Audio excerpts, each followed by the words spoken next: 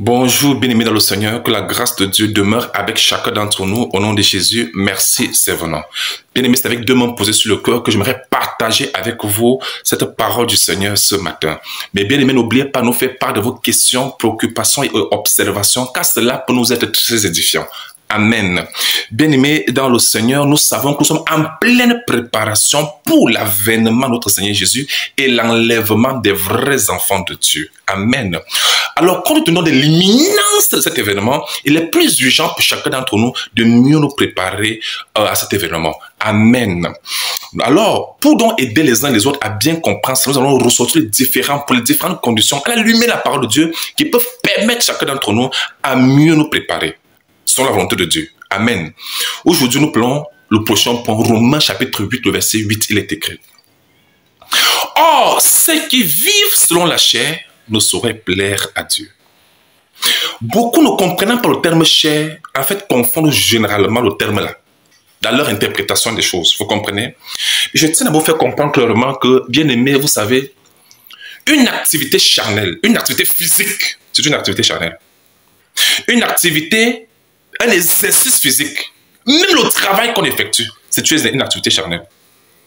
Se laver, prendre son bain, manger, boire, s'habiller décemment, c'est toujours une activité charnelle. S'occuper même de ses enfants, prendre ses responsabilités, s'acquitter de ses tâches ménagères et même de ses devoirs conjugaux, c'est toujours des activités charnelles. Est-ce que ça veut dire que cela déplaît à Dieu, que cela ne plaît pas à Dieu? Oh, ce sont des activités charnelles. Si vous voulez dire que ça ne plaît pas à Dieu, puisque Jésus lui-même, il mangeait une activité charnelle, il buvait activité charnelle, il se lavait probablement activité charnelle, il était propre activité charnelle, il marchait même, c'était des exercices physiques. À pied, ah oui, Jésus-Christ marchait. C'était une activité charnelle. Est-ce que ça nous dit qu'il ne plaisait pas à Dieu, au Père? C'est pour faire comprendre que le terme charnel, ce n'est pas le terme tel que les gens comprennent.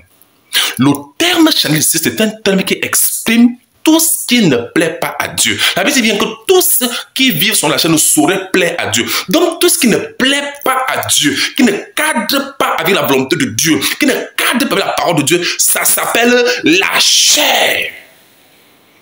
Donc quand on dit que quelqu'un est charnel, c'est quelqu'un qui est hors de la volonté de Dieu. C'est quelqu'un qui ne marche pas sur la parole de Dieu. C'est quelqu'un qui est, en fait, qui ne plaît pas à Dieu.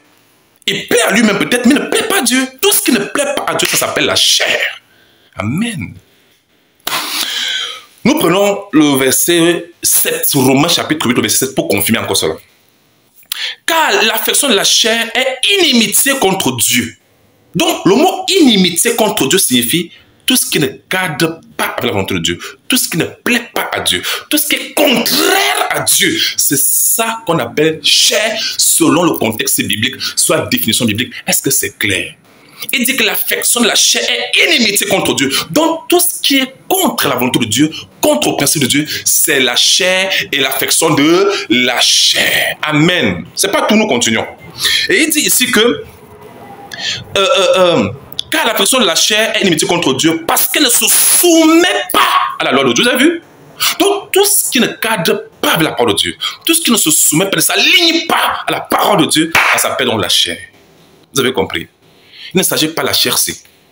Vous comprenez? Parce que la chair, c'est à ses besoins naturels que Dieu lui-même a donnés. Quand elle satisfait ses besoins naturellement, ce n'est pas son problème. Aller aux toilettes ou aller au petit coin, c'est une activité charnelle, mais ça veut dire que ça ne plaît pas à Dieu. Donc, vous comprenez que le mot chair ici, c'est tout ce qui ne plaît pas à Dieu. Une vie qui ne plaît pas à Dieu. Une vie qui ne cadre pas avec le principe de Dieu, avec la volonté de Dieu. Ça s'appelle une vie charnelle. Et si vous voulez connaître les fruits les œuvres de la chair, allez lire Galates chapitre 5. Vous allez voir là les œuvres claires de la chair. Amen. Le mensonge est une œuvre de la chair. Vous comprenez? Parce qu'on ne cadre pas avec la volonté de Dieu.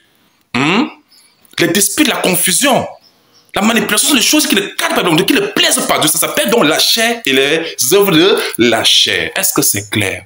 Alors, pour revenir à notre contexte, tous ceux qui veulent être enlevés doivent marcher selon la chair, doivent marcher selon Dieu. Est-ce que c'est clair? Même la version seulement confirme encore, c'est dans Romains chapitre 8, nous avons le verset 7. Et 8, il est écrit. Alors, lisons le verset 8 pour compter, pour regarder, pour le temps.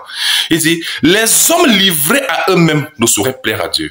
On parle ici de ceux qui vivent selon eux-mêmes. Ils s'en fichent de Dieu. Ils ne veulent pas connaître ce que Dieu dit. Ils s'en fichent pas mal. Ceux qui vivent de cette façon-là, c'est la chair. Vous comprenez? Alors, mes bien-aimés dans le Seigneur, nous devons comprendre une chose, c'est que à tous ceux qui attendent, qui se préparent pour l'avènement du Seigneur Jésus-Christ, arrangeons-nous à plaire au Seigneur. Paul a si bien dit cela, a su bien le dire, si vous voulez. J'y arrive dans Galates chapitre 1, le verset 10, il dit, est-ce la faveur des hommes que j'ai désirs ou celle de Dieu? Est-ce que ça plaît aux hommes? Si je plaisais encore aux hommes, je ne serais pas serviteur de Christ. Serviteur de Christ, celui qui marche selon Christ, selon l'Esprit de Christ, ne fait que ce qui plaît au Seigneur, qu'en déplaise aux hommes. Que le Seigneur vous bénisse. Amen. Préparons-nous pour l'enlèvement en marchant sur l'esprit et non sur la chair, c'est-à-dire la désobéissance.